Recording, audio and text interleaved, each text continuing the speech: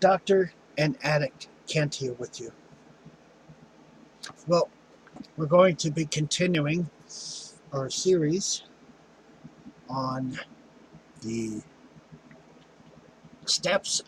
We're looking at 5, 6, and 7 today. It's the 29th. Expectations. Oh, glory be.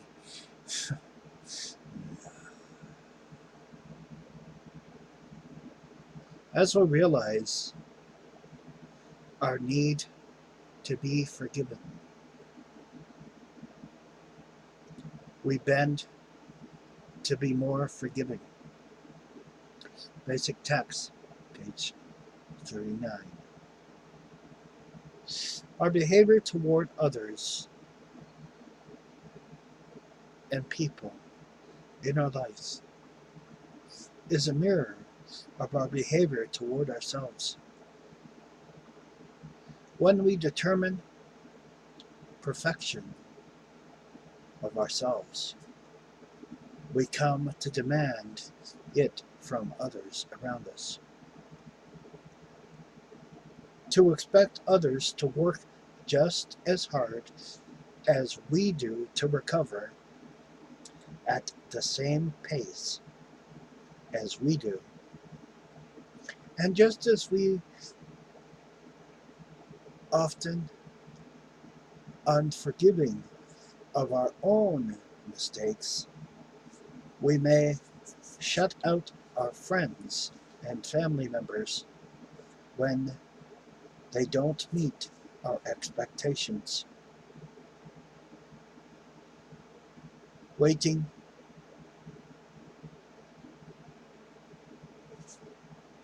and writing the steps helps us understand our own limitations. In our humanity, we come to see our failures as human mistakes. We realize that we will never be perfect,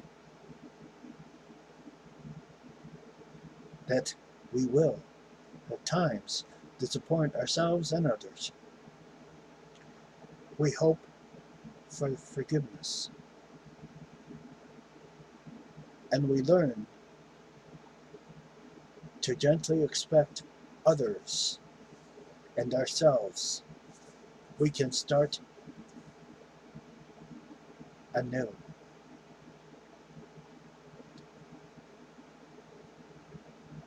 And know others with the same acceptance and tolerance of heart.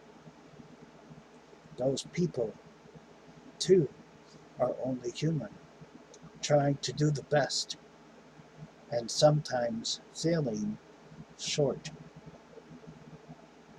Just for today, I will treat others with the tolerance and forgiveness I seek of myself. Forgiveness is a two-way street, people. If you expect others to forgive you, you must forgive yourself. And in forgiving yourself, we learn that forgiveness can be okay. Forgiving and forgiveness is godliness. So,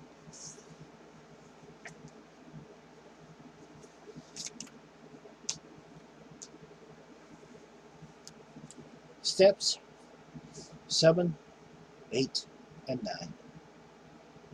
Fooled it, didn't I?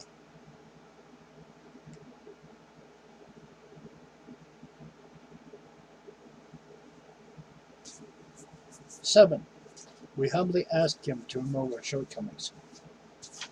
We get this list from 4.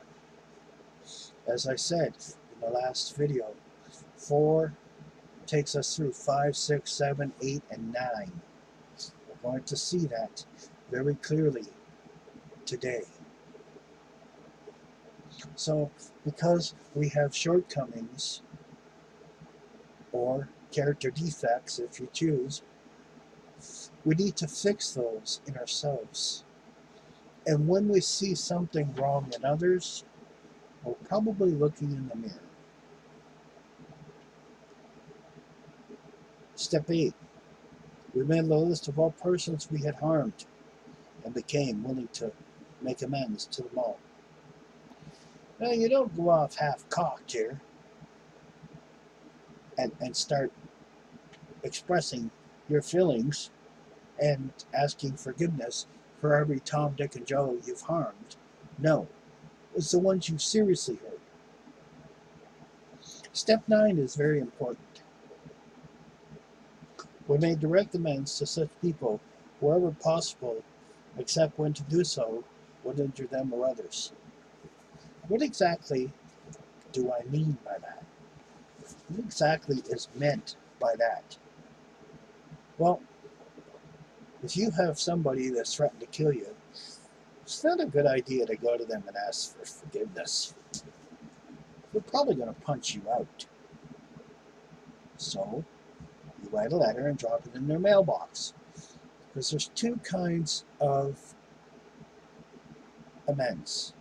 Direct amends, where you go to the person and say, I apologize, please forgive me for what I've done, and this is what I've done, and will you forgive me? Now, you can't expect them to be as forgiving as you are, because you're in the program. Maybe they're not, and they're not so forgiving. You have to accept that they don't want to forgive you. Doesn't mean you're a bad person, doesn't mean that it's a bad thing, doesn't mean it's a bad thing, doesn't mean that your world's going to come to an end, it's going to come crashing down. No.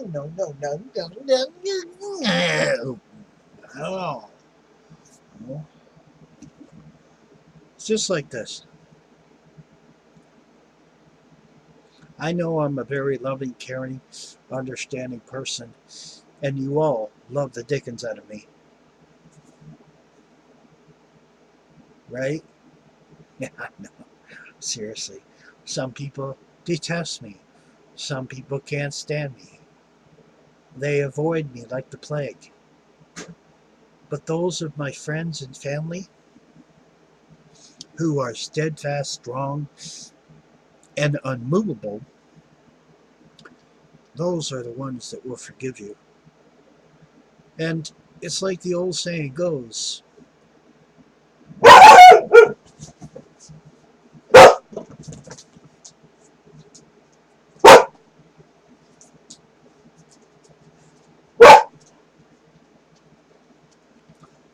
you have to be aware that not everybody's going to forgive you. You know? And that's the way it is.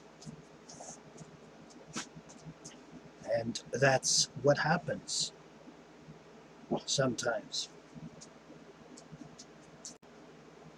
You see, when we have issues and problems in our lives,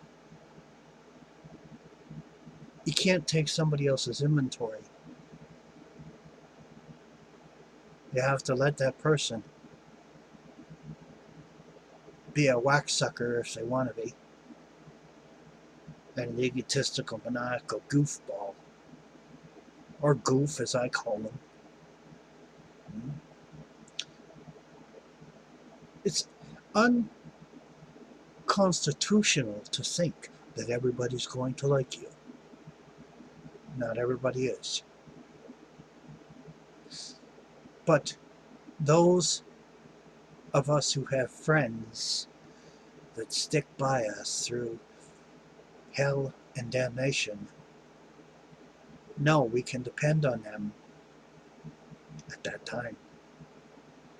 And they, a true friend, will overlook your character defects, will overlook your shortcomings, and accept you as the person you are, and not judge you and ridicule you and mock you because they feel that they're better than you because they have an education.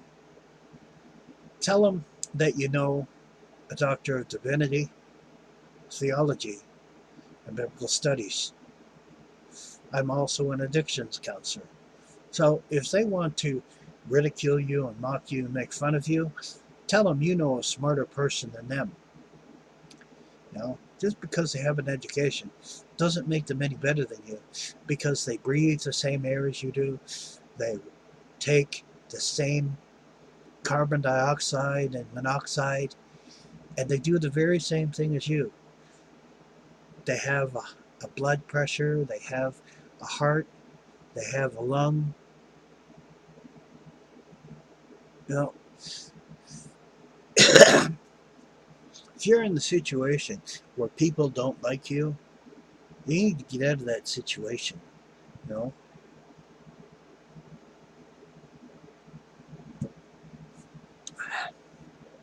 being in situations where you're not wanted is an awful place to be. May God bless and keep you in all you do. Stay safe, my fellow followers. Please subscribe to the channel. Share this video. If you want notifications when I do a video, hit the bell next to the subscribe button. God love you. Good night, good morning, and God bless.